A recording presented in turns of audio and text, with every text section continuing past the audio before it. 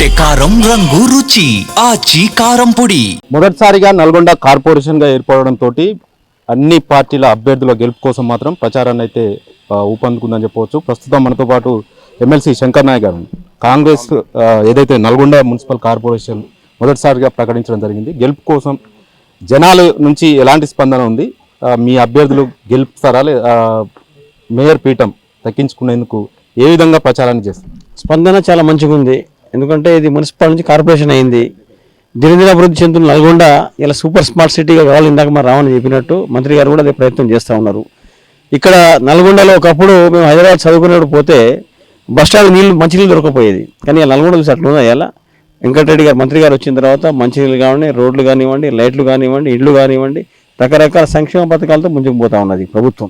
అదేవిధంగా రేవంత్ రెడ్డి గారు వచ్చిన తర్వాత 6 గ్యారెంటీలతో పాటు ఇప్పుడు మన సన్న బియ్యం కానివ్వండి, రేషన్ కార్డు కానివ్వండి, ఇందిరా మిల్లు కానివ్వండి, పేదల ప్రజల బడుగు బలైన వర్గాల కోసం, అణగారిన వర్గాల కోసం ఈ కాంగ్రెస్ పార్టీ కట్టుబడి ఉంది. గతంలో బీఆర్ఎస్ ప్రభుత్వం అట్లా లేకుండే కదా, ఒక సంక్షేమ పథకాలు ప్రజలకు పోలేదు. కానీ కొంతమంది ఎమ్మెల్యేలు ఎంపీలు చుట్టే కొంతమంది తిరిగింది ప్రభుత్వం.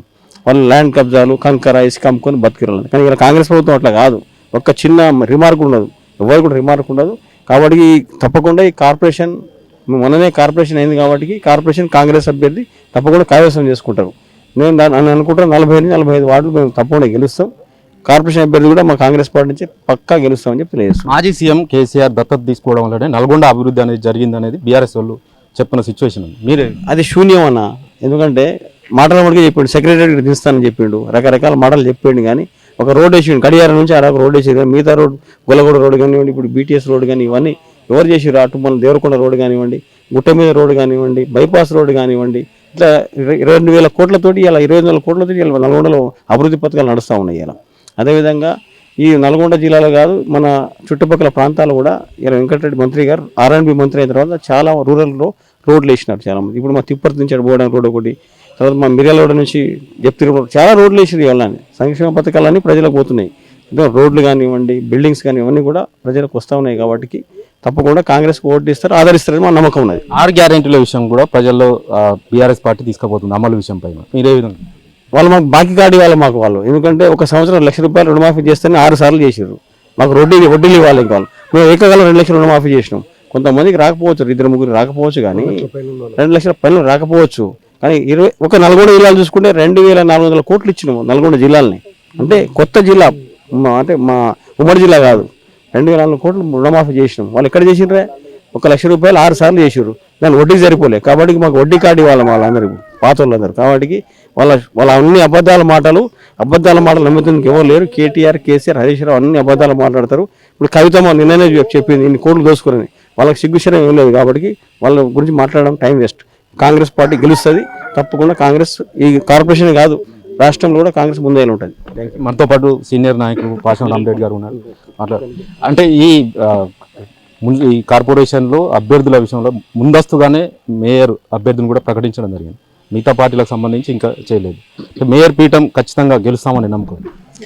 తెలంగాణ రాష్ట్రంలోని 7 కార్పొరేషన్లకు సంబంధించి ఎక్కడ కూడా మేయర్ అభ్యర్థిని ప్రకటించలేదు. సరే, వాళ్ళకున్న దాంట్లో మా దగ్గర ఏంటంటే కోమటిరెడ్డి వెంకటరెడ్డి గారి నాయకత్వంలో వారి ఆదేశానుసారం ఈరోజు 48 మంది వార్డులకు సంబంధించిన ముఖ్య నాయకులు కూర్చొని మనకి ఎవరైతే బాగుంటుందనే ఆలోచనతోటి వారి నాయకత్వంలో, వారి ఆధ్వర్యంలోనే మేము ఆ మేయర్ అభ్యర్థిని గౌరవ మంత్రివర్గాలకు ప్రకటించడం. నిజంగా కూడా గతంలో అతను మున్సిపల్ చైర్మన్గా చేసినప్పుడు ఈరోజు మా గణేష్ గారు చెప్తున్నట్టు ప్రతి వార్డుకు సంబంధించి R&B శాఖ మంత్రి అయిన తర్వాత ఈ పట్టణాన్ని అభివృద్ధి కొనసాగించాలనే ఉద్దేశంతో దాదాపుగా ₹2,000 కోట్లతోటి ఏ విధంగా జరుగుతూ ఉన్నదో ఇలా మీడియా మిత్రులు కానీ సోదరులు అందరూ చూస్తూ ఉన్నారు. అదేవిధంగా ప్రభుత్వం నుంచి వచ్చే నిధులే కాకుండా సొంత నిధులతోటి ఇలా బొట్టుగూడ హై స్కూల్ అంటే ఒక 50-60 ఏళ్ళకి ఉన్న పెద్ద చరిత్ర ఉన్న పాఠశాల. ఆ పాఠశాలని ఈరోజు వారి సొంత నిధులతోటి ఎంత బ్రహ్మాండంగా చేసినారో ప్రపంచ స్థాయిలో ఆ పాఠశాల నిలబెట్టే పరిస్థితికి వచ్చినాం. ఎందుకంటే మొన్న వారు ఇనాగ్రేషన్ చేసుకున్నప్పుడు మీడియా అంతా వరల్డ్ చూసినప్పుడు ఎన్ని మెసేజ్లు వస్తూ ఉన్నాయి. ఇంత బ్రహ్మాండమైన గతంలో ఉన్న బొట్టుగూడ స్కూల్ కానీ ఇప్పుడు కానీ ఉన్న స్కూల్ కానీ వాళ్ళు బేరీ చేసుకుంటే నిజంగా కోమటిరెడ్డి వెంకటరెడ్డి గారు తీసుకున్న నిర్ణయానికి ప్రజలు మొత్తం ధన్యవాదాలు చెప్తా ఉన్నారు. అంటే అభ్యర్థుల ఎంపిక విషయంలో కూడా కొంత గందరగోళం నెలకొందనేది ప్రచారం సాగుతుంది. రెబల్స్ తోటి కాంగ్రెస్ అభ్యర్థులకు పోటీనిచ్చే అవకాశం ఉందనేది కూడా ప్రచారం సాగుతుంది. ఏ విధంగా సంతోషంగా ఉన్నది. ఎందుకంటే కాంగ్రెస్ పార్టీ విషయంలో ఇక్కడ మేయర్ అభ్యర్థి గెలవబోతా ఉన్నాం, మేము కూడా ఇందులో భాగమై కార్పొరేటర్గా మేము కూడా ఉంటే బాగుంటుందనే ఆలోచనతోటి మా సోదరులందరూ కలిసి నామినేషన్ వేయడం జరిగింది. అయితే ఇదంతా కూడా ఎప్పుడైతుందంటే 3వ తారీఖు ఎప్పుడైతే విత్డ్రాల్స్ టైంకి వచ్చే వరకు మేము అందరం ఆ వార్డు సభ్యులను కూర్చుంటాం. ఏదో ఒక నాయకుడిని మేము ప్రకటించిన నాయకునికే ఆ బీఫామ్ ఇవ్వడం జరుగుతుంది. వాళ్ళందరినీ కోఆర్డినేట్ చేసుకుంటూ ఆ అభ్యర్థి గెలిపినకు వాళ్ళు కూడా కృషి చేస్తారు. అయితే ముఖ్యంగా ఏంటంటే ఇక్కడ బీఆర్ఎస్ బీజేపీ పరిస్థితి ఏంటంటే వాళ్ళు ఒక స్టేజ్లో అలయన్స్ అవుదామా అనే పరిస్థితిలో కూడా వచ్చినారు. కానీ ఎక్కడ కూడా అభ్యర్థులు దొరకక వాళ్ళ పరిస్థితి దారుణంగా లాస్ట్కి సిపిఎం కూడా కలుసుకున్నారు.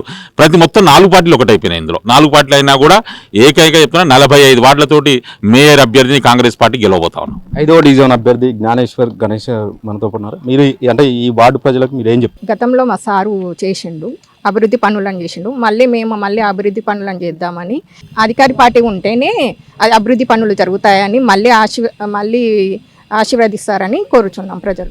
ఇది ఎట్టి పరిస్థితుల్లో మున్సిపల్ కార్పొరేషన్గా ఏర్పడింది. మంత్రి కోమటిరెడ్డి వల్లనే కార్పొరేషన్ అభివృద్ధి జరగాలన్నా కూడా కాంగ్రెస్ పార్టీకి సంబంధించినటువంటి మేయర్ అభ్యర్థి ఉంటేనే అభివృద్ధి జరుగుతుందనేది కూడా చెప్తున్న సిచ్యువేషన్ ఉంది. మరోవైపు ఇప్పటికే ప్రచారంలో ముందస్తుగా ఉన్నాము. ప్రత్యర్థి పార్టీలు ఎన్ని ఎత్తుగడలు వేసినా కూడా కాంగ్రెస్ పార్టీ మేయర్ పీఠం దక్కించుకుంటుంది అనేది మాత్రం చెప్తున్న సిచ్యువేషన్. కెమెరామెన్ వీరలాల్తో జానయ్య, జీ తెలుగు న్యూస్, నల్గొండ నుండి. తెరకొట్టే కారం రంగు రుచి ఆచి కారం పొడి.